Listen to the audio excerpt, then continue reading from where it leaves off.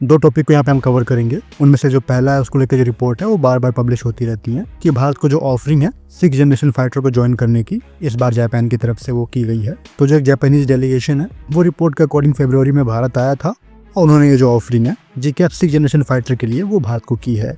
जीकैप हम जानते हैं जो कि ग्लोबल कॉम्बैट एयरक्राफ्ट के लिए स्टैंड करता है। इसमें जापान, यूके और इटली अभी प्राइमरली हैं और भारत को यहाँ पे जुड़ने के लिए कहा गया है। हालांकि भारत को लेकर डिस्कशन है वो काफी वेग है। यहाँ पे प्रॉब्लम जो भारत की रिलेशन है रूस के साथ और हमारे S-400 के ऑपरेशनल होने की वजह से भारत के इंक्लूजन का इस प्रोग्राम में वो काफी समय से डिस्कशन में है। जहाँ तक बात है 6th जनरेशन फाइटर की, तो अगर आप देखोगे तो ये जो कंट्रीज यहाँ पे इन्वॉल्व हैं, चाहे वो यूके हो, जापान हो, इनके पास इससे पहले 4th जनरेशन फाइटर ही थे। मतलब जो इन्होंने अपनी इंडस्ट्री से बनाए हुए थे, अभी डायरेक्ट जंप कर रहे हैं 6th जनरेशन पे। तो टेक्निकली आप कह सकते हो कि जो टर्मिनोलॉजी है 5th जनरेशन और 6th जनरेशन की, वो चीज़ अभी प्रॉपर्ली डिफाइन नहीं हुई है कि क्या कुछ जो टेक्नोलॉजी है उन दोनों में डाले जाएंगे। क्योंकि अगर कोई देश अभी 5th जनरेशन प्रोग्राम को परस्यू कर रहा है तो वहाँ पे जो टेक्नोलॉजी का इन्वॉल्वमेंट होगा 6th जनरेशन से वो भी की जाएगी, क्योंकि जो टेक्नोलॉजी है वो इवॉल्व हो रही है, आप सीख रहे होगे और जो डेवलपमेंट है वो यहाँ पे भी हो रहा होगा। तो जो डेफिनेशन है 6th जनरेशन टेक्नोलॉजी की 2035 तक किस तरह की आएगी, उस पर काफी कम कंट्रीज काम कर रहे हैं उन टेक्नोलॉजीज पे। अब कहीं ना कहीं जो फंडिंग की रिक्वायरमेंट होगी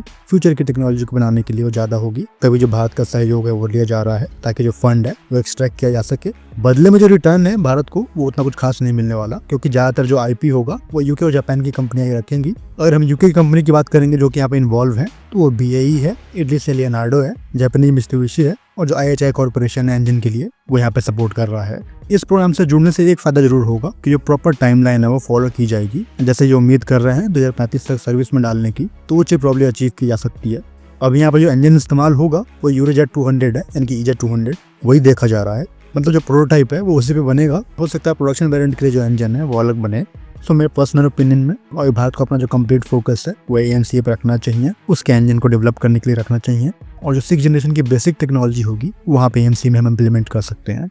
एक और टॉपिक यहाँ पे हम कवर करेंगे जो कि तेजस Mark II को लेके है। LCAF Mark II के बारे में हम सभी जानते हैं कि जो रोल आउट है वो इस साल के लिए ही प्लान किया गया है। जो टैक्सी ट्रायल्स होंगे वो नेक्स्ट ईयर के Q1 में स्टार्ट कर दिए जाएंगे। तो इस तरह का टाइम स्पेन सेट किया गया था, जो कि यहाँ पे ऐसा लग रहा है कि वो जो टाइमलाइन है वो मोस्ट प्रोबेबली HAL अचीव करने जा रही है। कुछ जो फोटोग्राफ्स हैं LCAF Mark II के स्ट्रक्चर्स के वो दिखे असेंबली लाइन पे, वहाँ पे जो फ्रंट फ्यूसलाज है वो क्लियरली दिख रहा है। तो प्रोबेबली ये जो पिक्चर्स हैं या से तकरीबन 5-6 महीने पहले की हैं, जो कि सर्कुलेट हो रही है, जिसको एक प्रेजेंटेशन में रखा गया था HAL के द्वारा। तो ये एक इंडिकेशन है कि जो तेजस Mark II है वो सही ट्रैक पे है और जो रोल आउट है जल्दी देखने को मिलेगा। Mark II के लिए ज़्यादातर जो टेक्नोलॉजी है एवियोनिक्स है वो काफ़ी समय पहले बना लिए गए थे।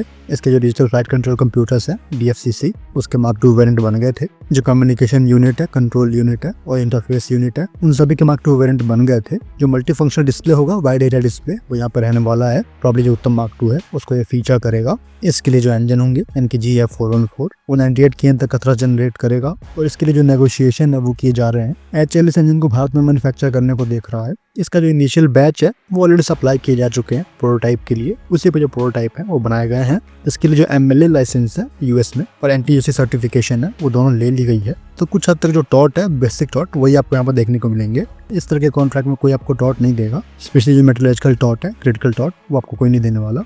सो ये चीज़ यहाँ पे तय हो जाएगी कि जो लोकल मैन्युफैक्चरिंग असेंबली है वो यहाँ पे इन इंजन के आप कर पाओगे, मेंटेन कर पाओगे। तो होपफुली जो एयरक्राफ्ट है तेजस Mark II वो अपने टाइम पर रोल आउट होते हुए दिख रहा है। फिलहाल इस वीडियो में इतना ही। जय हिंद।